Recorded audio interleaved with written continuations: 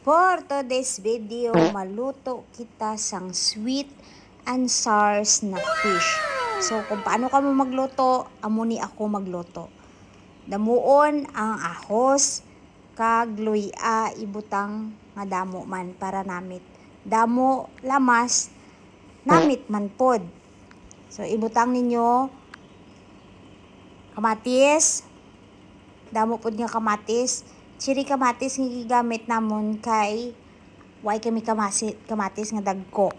Pag gusto na kamo kung ano ibutang ninyo. Tapos hindi na siya ketchup, tomato na siya. Kag kung ano-ano man is pamutang nyo dra. Kag carrots. Kung ano pa matyagan nyo nga namit Ibutangan ko tubig nga gamay. Tapos takpan.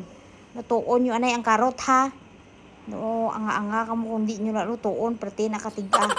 Tapos, ang pinya, fresh na siya. Amo lang na, kag-ibutang sa isda. Thank you.